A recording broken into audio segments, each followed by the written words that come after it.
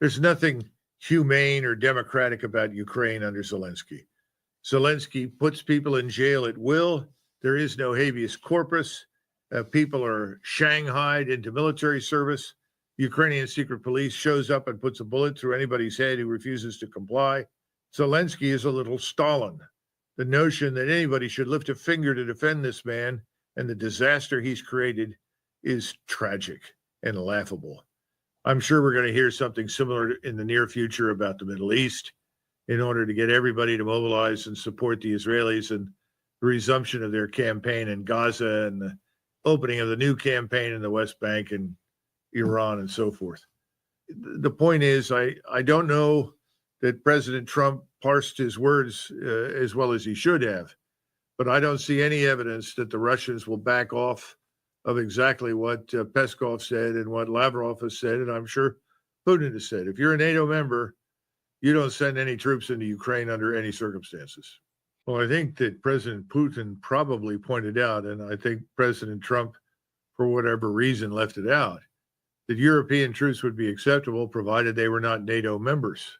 So if you take that seriously, you have the Austrians, for instance, who are still at least legitimately or legally neutral despite their leanings against Russia.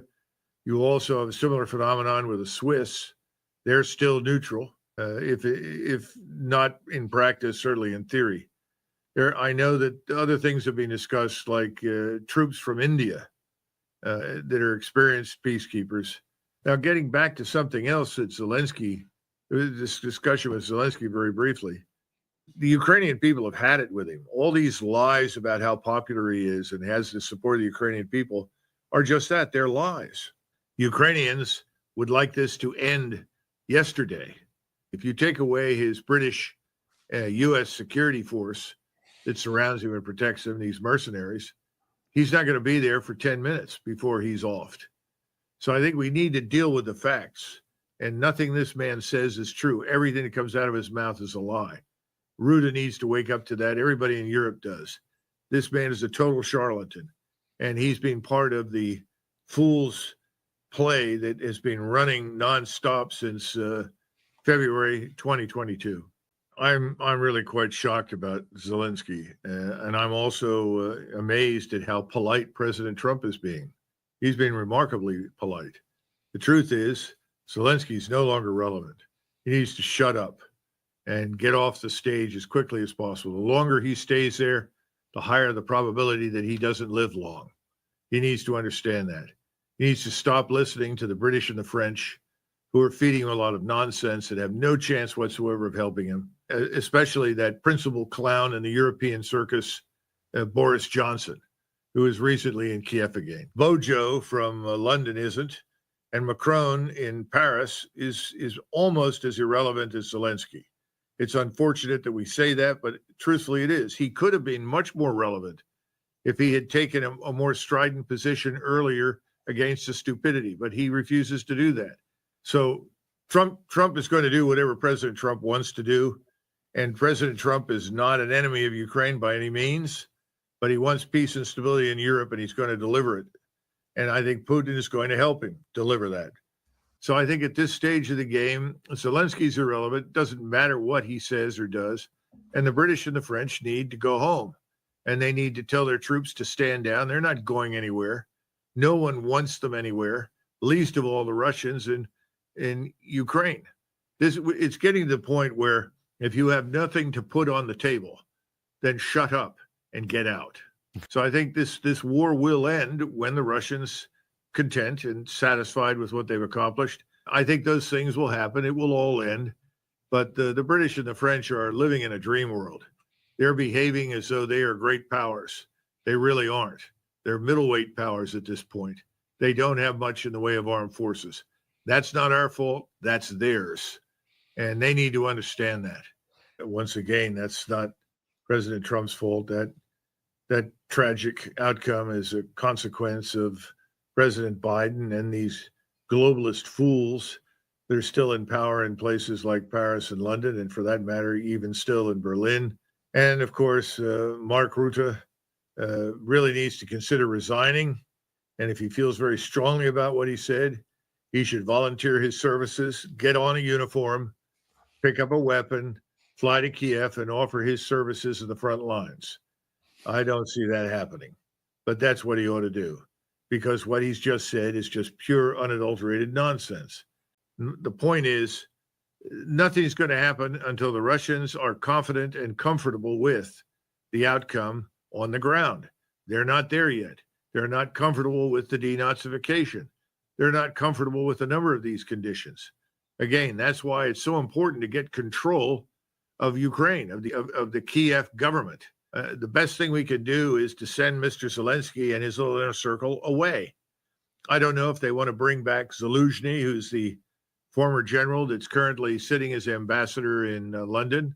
I don't know what they want to do, or whomever else they can find. But it needs to end, and it's not going to end with the people that are sitting in Kiev. They've got to go away. The Ukrainian armed forces must be destroyed. And that's what's happening. The last remnants of it are being destroyed. And then finally, they need a new government in Kiev. I wouldn't trust Zelensky and his little group any further than I could throw a grand piano. Why would the Russians? I mean, why would the Russians trust anybody, including us, given the way we've lied to them repeatedly, given what we heard about the Minsk Accords, thanks to Merkel, who opened her mouth and told the truth for a change. This sort of thing, we've got to come to terms with reality. This is about Russian national security. They have legitimate national security interests in Ukraine. They always have. We have legitimate national security interests in Mexico. And we're going to see those interests come into play in the future pretty quickly. And it'll be interesting to see how we react. I think we will react much as the Russians did towards Ukraine. And President Trump exerts enormous power in that regard. He can help remove these people and get them out of the picture. And then he can probably realize his aims much more quickly, because that would demonstrate conclusively to the Russians that we're serious.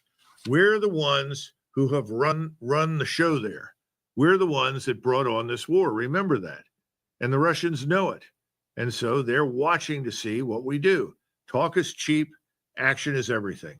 The most important thing at this stage of the game is that President Trump has announced he wants the war to end, and he's willing to work towards that end with the Russians. That's very important. And he deserves eternal credit for that. The second part is he wants to normalize relations with the Russians. And there are a number of things underway, particularly in the private sector, that would involve U.S. corporations and companies coming back to Russia, or coming to Russia for the first time to replace many of those European firms that pulled out. And that's fine. We should be doing business with the Russians, and they should be doing business with us. That's all good news. So I think we need to be patient. And then finally, you have this request or bid or offer of a new security architecture in Europe. That's extraordinarily important. That will take many months, in my judgment, to negotiate. All of those things are connected. How quickly this moves depends very heavily on the Russians and what they're comfortable doing. Remember, I know President Trump wants to do this, but you don't walk up and flip the switch in the room and say, well, the lights are on now. We're sorry about everything. It shouldn't have happened. So let's sit down and be friends. That might happen after a fist fight in the schoolyard, but that's not the way international relations work. The Russians are not going to take us very seriously until they see concrete steps. I think that's also implicit in the message that Sergei Lavrov gave. But I think we have to be careful about the timetable. And I think Sergei Lavrov, the foreign minister, made that very clear in one sentence. The Russians are in the driver's seat. They hold the initiative. They can do pretty much what they want to do. They've always had the ability to utterly crush and annihilate the Ukrainians anywhere they wanted to. And I think it was good of President Trump to point that out. He made that comment about Kiev, that it would be very easy for the Russians to crush it, and they haven't done it. They don't want to do it. And this is something that we've lied about in misrepresenting the Russians, their interests, and their behavior. So we've got to build confidence in the Russians. We've got to signal our seriousness. And remember, I'm sure that President Putin remembers the cavalier way in which President Trump dismissed the INF Treaty when we unilaterally pulled out of it. That was something that really really did not go down well in Russia. And if you look at the Oreshnik capability, the new missiles, the hypersonics, you look at those things, you can trace some of that back to the destruction of the INF Treaty. And I think the Russians would be open to resuming these things. They're not interested in spending themselves into oblivion, although admittedly, they spend a lot less on defense than we do, and they get a much better return on the investment. To be frank, President Trump needs to get out of this notion of putting anybody in Ukraine who's not Ukrainian and stay away from it. I heard this, and I was genuinely disappointed because I think there's been a gross misinterpretation, but we've had somewhere between 1.2 and 1.5 million Ukrainian dead in this war, along with 100,000 dead Russian troops. Now, what number of those troops are actually Chechen or Muslim versus Christian is irrelevant. They all fought for Russia. And at least 10,000 of the Chechens and other Muslim soldiers have died. This is a catastrophe. And President Trump should recognize that talking about deals regarding rare earth minerals to somehow or another pay us back for a war that we did everything in our power to cultivate and launch, for a war that we subsidized, for a war that persisted far longer than it ever should have because of our influence, is a disaster.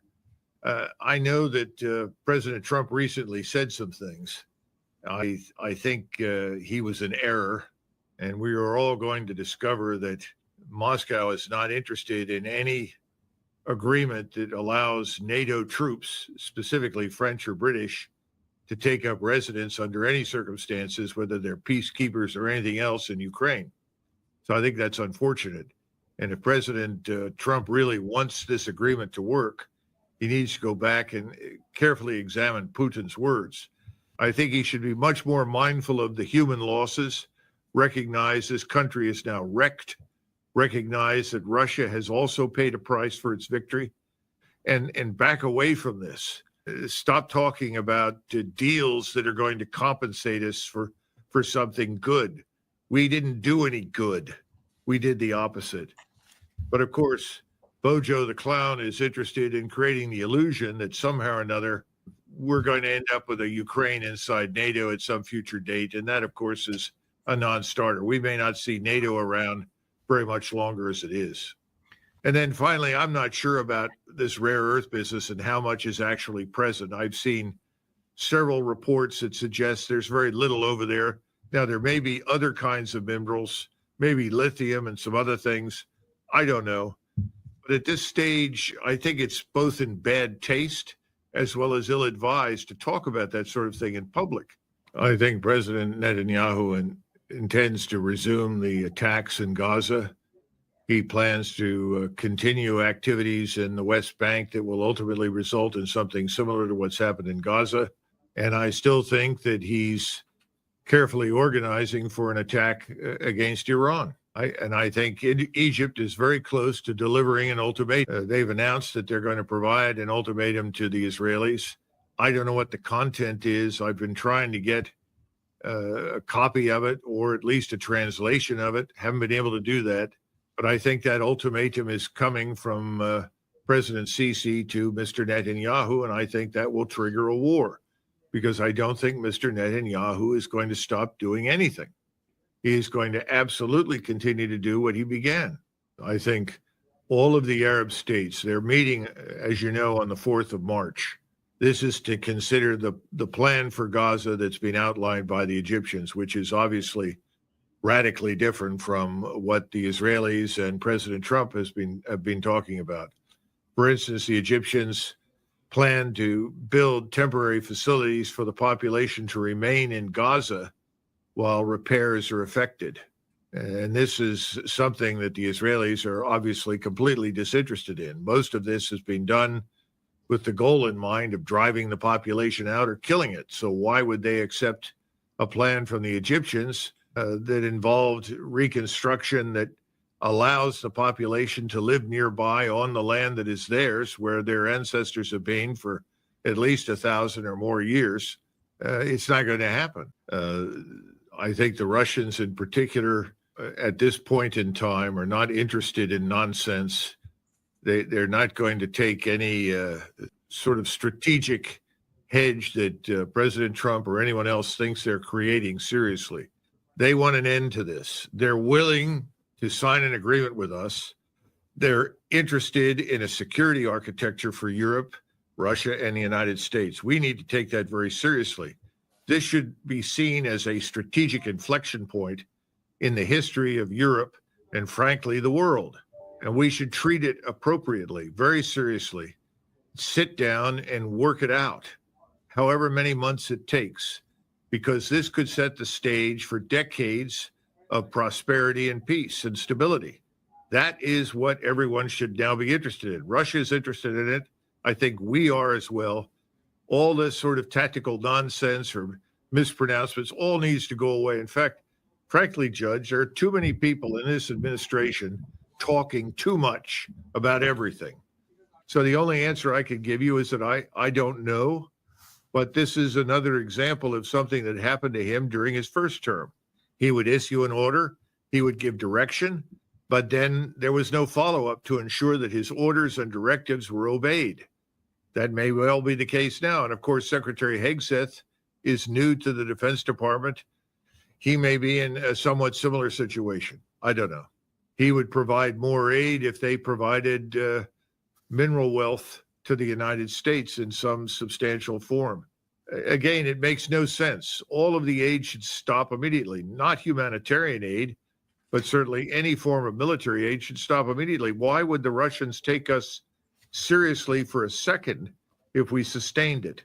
We need less of this marketing ploy, less nonsense, and more facts. And those facts should come from the president and not from anybody else. And they should come, I would say, only when absolutely necessary and carefully constructed after much research and understanding. That obviously is not the case. Well, President Trump has recognized that President Xi in China and President Putin in Russia are now people that have a stake in the international system, and we need to work with them. I think he understands that. That's a very, very important development. I mean, we suffer from, inside the Beltway at any rate, a terminal case of national narcissism. We think we're the center of the universe. I think President Trump knows that's not true. All you have to do is look at the trade imbalances and the new trade routes that are populated with goods and services. Just what it was in 2000 is not at all what it is today. It's radically different. The big engine of economic growth and prosperity for the world is China. And that's the truth. And that's not a danger to us. It's real. And even though I know that if Mr. Trump had his way, he would hammer out an agreement with Iran. There's no doubt in my mind. I know him. He's always been anti-war. He understands war destroys presidencies. I just don't know that he's a free agent. And that has to do with other people in Washington, in the government, in the financial system, who want something else. So we'll have to see. So I think he understands that. Now you're asking about the Middle East. That's a different animal for him. And it's hard for me to know. I heard somebody say, well, now everything's coming up roses in the Middle East. There will be no more bombing of Gaza. There will be a peace agreement with Iran. Well, I'm sure that those are things that President Trump would welcome, but he can't make that happen. That's probably going to trigger a regional war. We already see that in Egypt. Egypt is explosive. Jordan is explosive.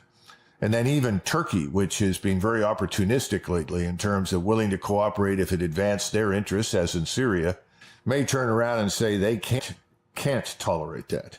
The same thing is true in Iran. Mr. Netanyahu has his own agenda, and he has enormous support inside the United States. I fear that not long from now, by the end of the month, Gaza will blow up again. That the Israelis are going to go in and do what they keep talking about, which is, quote unquote, finish the job. By the way, Trump has also said some great things about China recently. He said he wants to disengage our naval forces from the South China Sea. He's sending signals about withdrawing forces from Northeast Asia. He wants to disengage most of our forces from Europe, not because he wants to abandon Europe. He would like to sit back and support Europe as Europe sorts itself out. That, to me, is a breath of fresh air, because we've had for 50, 60 years nothing but four-star Army and Air Force generals trying to tell the Europeans how to do everything, or various secretary generals who've been pathetic puppets of Washington. He's saying, let's end that. I mean, that's where we're headed. I think it's all good. It's how it's packaged and presented that makes a big difference. And I don't think we've packaged it all that well. To be frank, President Trump needs to get out of this notion of putting anybody in Ukraine who's not Ukrainian, and stay away from it. I heard this, and I was genuinely disappointed, because I think there's been a gross misinterpretation. But we've had somewhere between 1.2 and 1.5 million Ukrainian dead in this war, along with 100,000 dead Russian troops. Now, what number of those troops are actually Chechen or Muslim versus Christian is irrelevant. They all fought for Russia, and at least 10,000 of the Chechens and other Muslim soldiers have died. This is a catastrophe. And President Trump should recognize that talking about deals regarding rare earth minerals to somehow or another pay us back for a war that we did everything in our power to cultivate and launch, for a war that we subsidized, for a war that persisted far longer than it ever should have because of our influence, is a disaster. I know that President Trump recently said some things. I think he was in error, and we are all going to discover that Moscow is not interested in any agreement that allows NATO troops, specifically French or British, to take up residence under any circumstances, whether they're peacekeepers or anything else in Ukraine. So I think that's unfortunate. And if President Trump really wants this agreement to work, he needs to go back and carefully examine Putin's words. I think he should be much more mindful of the human losses, recognize this country is now wrecked, recognize that Russia has also paid a price for its victory, and back away from this. Stop talking about deals that are going to compensate us for something good. We didn't do any good. We did the opposite. But of course, Bojo the clown is interested in creating the illusion that somehow or another we're going to end up with a Ukraine inside NATO at some future date. And that, of course, is a non-starter. We may not see NATO around very much longer as it is. And then finally, I'm not sure about this rare earth business and how much is actually present. I've seen several reports that suggest there's very little over there. Now, there may be other kinds of minerals, maybe lithium and some other things. I don't know. But at this stage, I think it's both in bad taste as well as ill-advised to talk about that sort of thing in public. Clearly, this regime in Kiev is going to use whatever it has as its disposal to attack or harm Russia. I mean, that's what all these long-range strike weapons are about, whether they're drones or missiles or whatever. So I'm sure that if they still have something left, they will use it, which I think is a mistake. And we should order a halt to it. We have the authority. President Trump can intervene and say, I want it all to stop now. That's what he should be interested in. That should be his top priority. And make it clear to Zelensky that if he doesn't stop, Zelensky is going to be removed from power, and they'll get no further assistance of any kind, even humanitarian, from the United States. That's what President Trump should do. And otherwise, he should be focused here at home, where we have 100 million people on food stamps, which is outrageous, but that's where we are thanks to this economy.